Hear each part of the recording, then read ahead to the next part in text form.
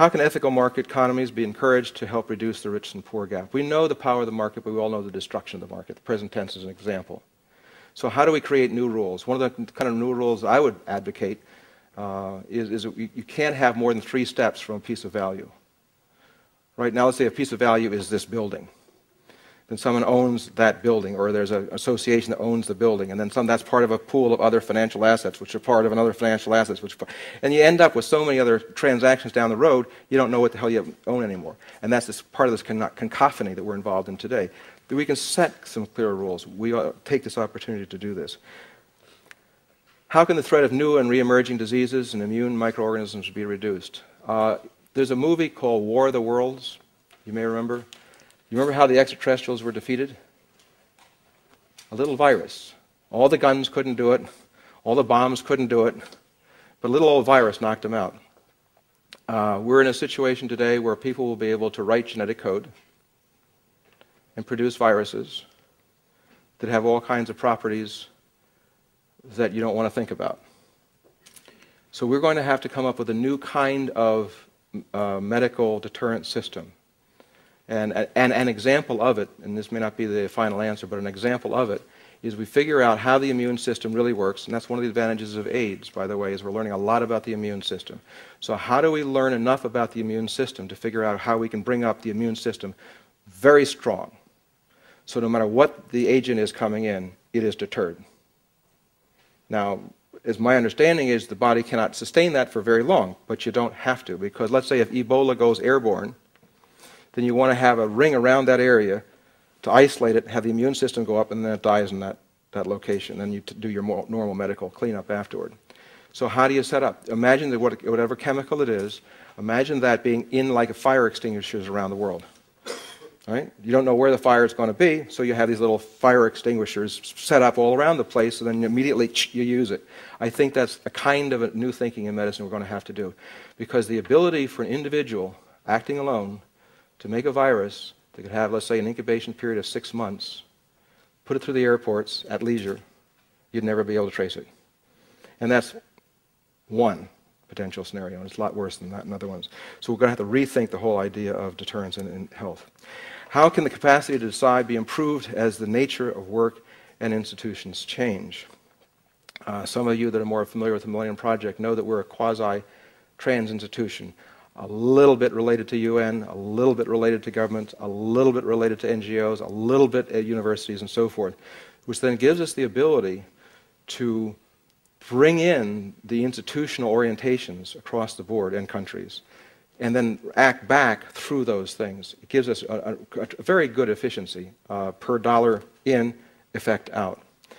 Trans institution is just one kind of a mechanism that could come up in the future. There's other ones to be brought up. We also know that there's evolving executive information software systems where you can have dashboards and keep track of things in real time around the world. And then have a prompting system to say, aha, if you're going to make these decisions, here are the things you've got to consider long term, just like we do that with spell check. You type something in irregularly, up comes a thing that says you probably misspelled this. How can shared values and new security strategies reduce ethnic conflicts, terrorism, and the use of weapons of mass destruction? As I mentioned, the idea of an individual acting alone is what we call a CMAD, a single individual massively destructive. How do you possibly create a security system to handle that? We all know that individuals in a corporation acting alone can mess up your computer system because you didn't pay the guy the bonus right, or you fired him, or some other thing like that. Well, imagine that going throughout the system later on in larger things, not only in software, but also in biology. So we're going to have, in my judgment, 2 large categories to address this. One is ubiquitous computing with nanosensors so that you can actually trace temperature changes, chemical changes, radiological changes, biological changes, pressure changes in all things. That is the direction that engineering is moving.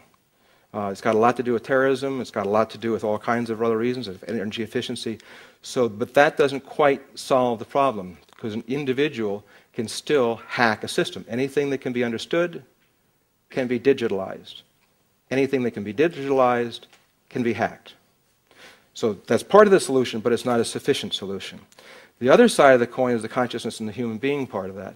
And that's where I think that what we're learning about cognitive science, what we're learning about neurophysiology, what we're learning about human behavior should be applied very quickly into the healthcare systems and education systems. So as children grow up, they're not likely to do this massive nonsense. We're also probably moving into an age of a post-conventional religious age. As we all move our elbows back and forth and discuss with each other, the chairman was just speaking about how many different countries we have here today. We're all having these different values and going back and forth. It's hard to think that you got the only truth when there's 50 other people in the room with different truths. Now, in the old days, you had three religions of Christianity, Judaism, and Islam that believed that the earth, at least the fundamentalists, believed that the earth was so wicked that God flooded the world. Right? Go back to the Torah, the Bible, Quran, whatever you want to call, and you'll see in there that it says even the animals, who didn't certainly do any problem, so why the animals got to be killed off? You know? Anyway, so what happens if some religious fanatic says, well, I want to do the same thing? It's good enough for God, should be good enough for me. Right? Certainly you can make the case the world is a little bit wicked today. I think the wicked was the English translation. So what happens if, and what percentage of the world has to be mentally ill enough to do this? Or could do this? And of that percent, say 10, 15 years from now, would be savvy enough to figure out how to do the biological weapon thing. By whatever conservative estimates you come up with, you're in hundreds of thousands of potentials. Hundreds of thousands of potentials, no matter what conservative estimates you make on these things. Which means that we're going to have to take seriously the notion of security of every single person, which is the old idealistic idea, is that the security of any one should be the security of all, as part of the religious motivation of ninth ethics. Now it becomes a security defense matter, as it never was before. If Peru goes off, doesn't matter to Venezuela. But now it does. It's a completely different age. How can changing status of women improve the human condition?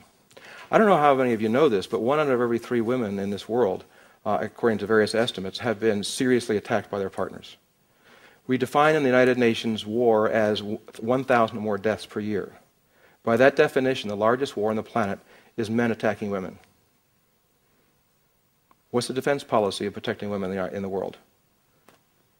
Not much. Not much. And how much, and we also have a whole generation in many cultures around the world that says the only way I can get a good man is to pretend like I am somehow dumb.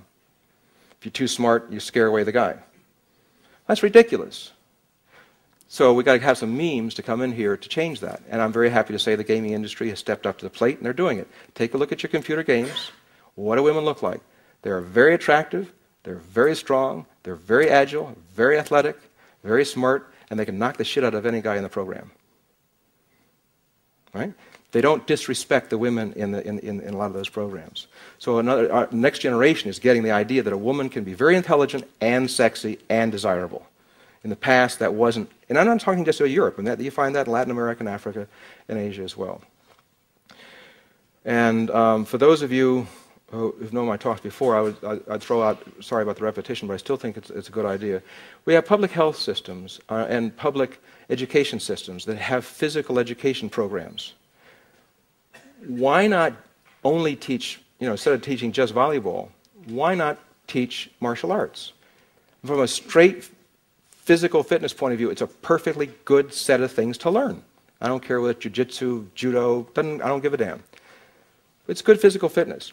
But if you did this from the early days, preschool, all the way up to 12th grade, it's reasonable to assume that the average woman would have 1, 2, or 3 black belts after 12 years.